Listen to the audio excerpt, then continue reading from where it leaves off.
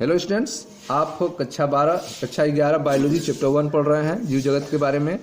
हम पहले चैप्टर की दूसरी हेडिंग आपको बता रहे हैं जीव जगत में विविधता के बारे में। आइए आज हम देखते हैं किसी भी जीव या पौधे का नाम कैसे रखा जाता है। ठीक है, इसे सबसे पहले कैरोलस लिनियस ने सुझाया था नाम रखने का, जिसे द्विनाम पद्धति कहते हैं, जिसमें पहला वंश का नाम होता है और दूसरा जाति संकेत पद होता है। तो आइए देखते हैं नाम पद्धति के अन्य सार्वजनिक नियम कौन कौन हैं और किस आधार पर नाम को लिखा जाता है। देखें ध्यान से। नाम पद्धति के अन्य सार्वजनिक नियम निम्नलिखित हैं। पहला है जैविक नाम प्रायः लैटिन भाषा में होते हैं और तिरछे अक्षरों में लिखे जाते हैं। जो जैविक नाम होते हैं, बायोलॉजिकल नेम होते हैं, वे किस भाषा में होते हैं? लैटिन भाषा में होते हैं और तिरछे अक्षरों में लिखे जाते हैं। इनका उद्भव चाहे कहीं से भी हुआ हो, लेकिन इन्हें लैटिनीकरण अथवा इन्हें लैटिन भाषा का व्युत्पन्न समझा जाता है। ठीक है, तो इनका उद्भव जो है कहीं से भी हुआ हो, इन्हें लैटिनीकरण अथवा इन्हें लैटिन भाषा का व्युत्पन्न समझा जाता है। यह पहला नियम है कि जैविक नाम प्रायः लैटिन भाषा में होते हैं और तिरछे अक्षरों में लिखे जाते हैं। तिरछे अक्षरों में लिखे जाते हैं। इनका उद्भव चाहे कहीं से भी हुआ हो, इन्हें लैटिनीकरण अथवा इन्हें लैटिन भाषा का व्युत्पन्न समझा जाता है। दूसरा देखें, जैविक नाम में पहला शब्द वंश नाम होता है, जबकि दूसरा शब्द जाति संकेत पद होता है। ठीक है, जैविक नाम जो है उसमें पहला शब्द क्या होगा? वंश नाम होगा, जबकि दूसरा शब्द क्या होगा? जाति संकेत पद होगा। ठीक है, जैसे हमने आम का उदाहरण लिया आपको, यह आम का वैज्ञानिक नाम क्या है? मैंजीफेरा इंडिका है। तो मैंजीफेरा इंडिका में आप देख रहे हैं कि पहला जो नाम पद्धति का नियम है कि लैटिन भाषा में लिखेंगे, तो यह लैटिन भाषा की उत्पत्ति से है मैंजीफेरा इंडिका, और तिरछे अक्षरों में लिखेंगे। तो यह देखें आप, सीधा नहीं है, थोड़ा सा तिरछा किया गया है इसको मैंजीफेरा इंडिका को लिखते समय। और इसमें पहला जो मैंजीफेरा है वह वंश नाम है और इंडिका जो है उसके जाति का नाम है। ठीक है, तीसरा नियम क्या है? जैविक नाम को जब हाथ से लिखते हैं, जैविक नाम को जब हाथ से लिखते हैं, तब दोनों शब्दों को अलग अलग रेखांकित अथवा छपाई में तिरछा लिखना चाहिए। ठीक है, तो जब जैविक नाम को आप हाथ से लिखेंगे तो दोनों शब्दों को अलग अलग रेखांकित करेंगे, एक ही साथ जोड़कर नहीं लिख देंगे, एक ही पाई दोनों को ऊपर नहीं खास देंगे, अथवा जब छपाई करेंगे तो तिरछा लिखेंगे। यह रेखांकन उनके लैटिन उद्भव को दिखाता है। अगर आप रेखांकित करते हैं तो यह क्या बताएगा? लैटिन उद्भव को दिखाता है। या फिर छपाई करेंगे तो क्या करेंगे? तिरछा लिखेंगे।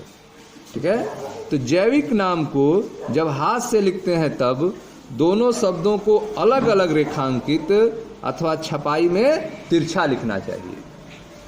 यह रेखांकन उनके लैटिन उद्भव को दिखाता है। चौथा देखें नियम, पहला अक्षर जो वंश नाम को बताता है वह बड़े अक्षर में होना चाहिए। ठीक है, पहला अक्षर जो वंश नाम को बताता है वह क्या होना चाहिए? कैपिटल लेटर में होना चाहिए, बड़े अक्षर में होना चाहिए। जबकि जो जाति संकेत पद है वह छोटे अक्षर से होने चाहिए। जाति संकेत पद में पहला लेटर क्या होना चाहिए? छोटे अक्षर से होना चाहिए, स्मॉल लेटर से होना चाहिए।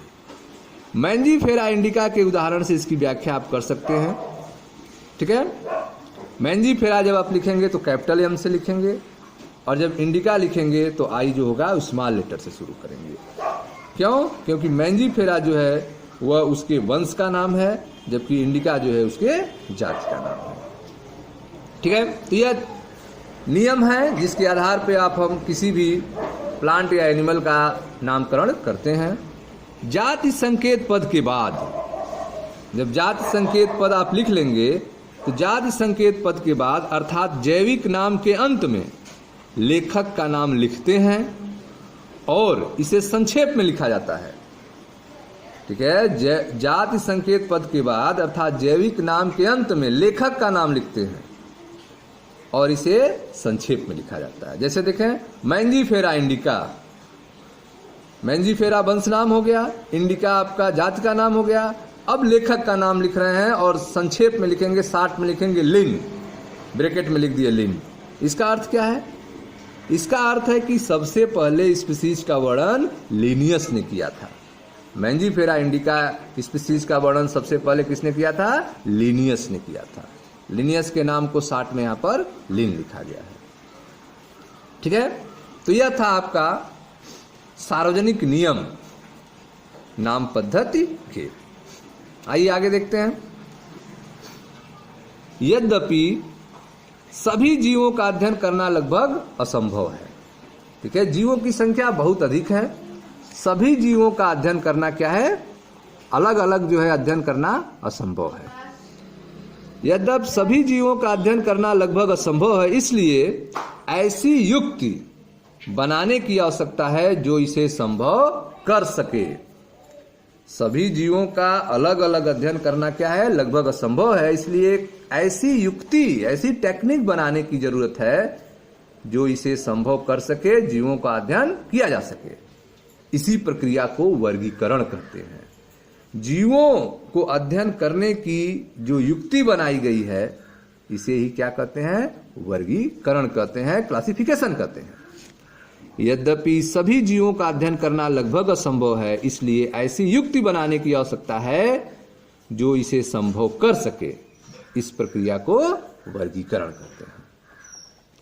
वर्गीकरण वह प्रक्रिया है जिसमें कुछ सरलता से दृश्य गुणों के आधार पर सुविधाजनक वर्ग में वर्गीकृत किया जा सके।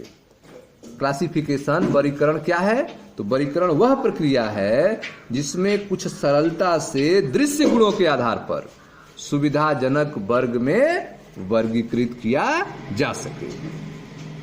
उदाहरण के लिए हम पौधों अथवा प्राणियों और कुत्ता, बिल्ली अथवा कीट को सरलता से पहचान लेते हैं।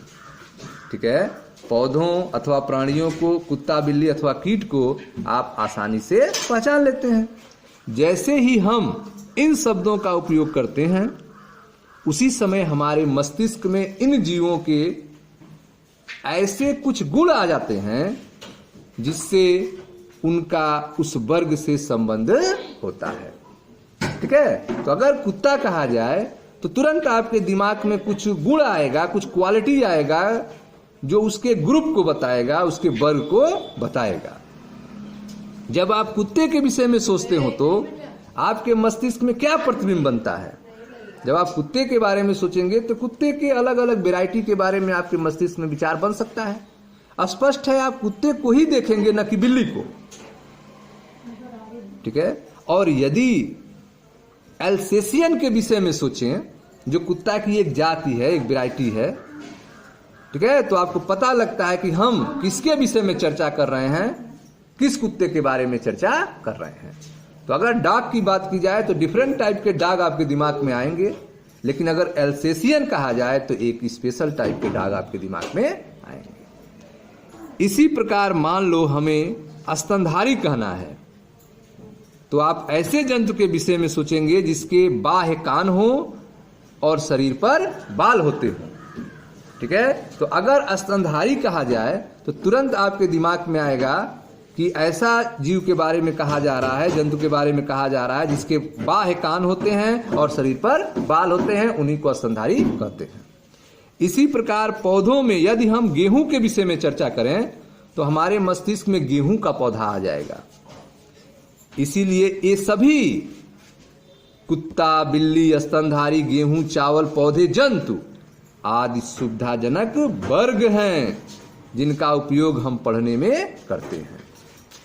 ठीक है, तो ये जो सभी जो कुत्ता, बिल्ली, स्तनधारी, गेहूं, चावल, पौधे, जंतु, ये सब क्या हैं? ये सुविधाजनक वर्ग हैं जिनका उपयोग हम पढ़ने में करते हैं। इन वर्गों को की वैज्ञानिक शब्दावली क्या है? टेक्सा है।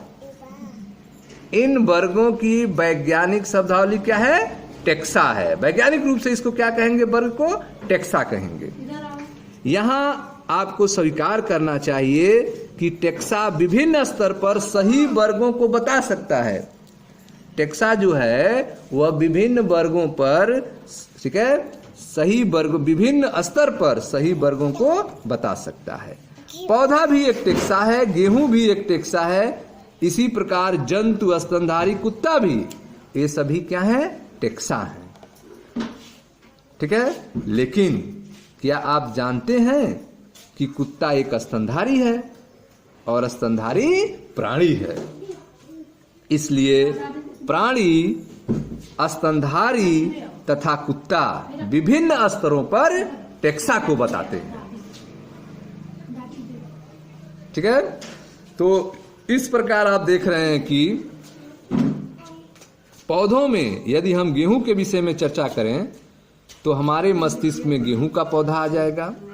इसलिए ये सभी कुत्ता, बिल्ली, स्तनधारी, गेहूं, चावल, पौधे, जंतु आदि सुविधाजनक वर्ग हैं जिनका उपयोग हम पढ़ने में करते हैं। इन वर्गों की वैज्ञानिक शब्दावली क्या है? टेक्सा है। इन वर्गों को वैज्ञानिक रूप से क्या कहेंगे? टेक्सा कहेंगे।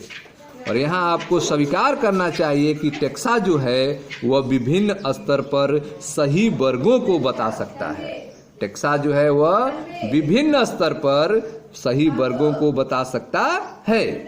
पौधे भी एक टेक्सा हैं, गेहूं भी एक टेक्सा है, इसी प्रकार जंतु, स्तनधारी, कुत्ता, ये सभी टेक्सा हैं। लेकिन क्या आप जानते हैं कि कुत्ता एक स्तनधारी है और स्तनधारी प्राणी है। इसलिए प्राणी, स्तनधारी तथा कुत्ता विभिन्न स्तरों पर टेक्सा को बताते हैं। ठीक है स्टूडेंट्स, तो यह था आपकी दूसरी हेडिंग जीव जगत में विविधता के बारे में। कंप्लीट हुआ। मिलते हैं नेक्स्ट वीडियो में। Thank you.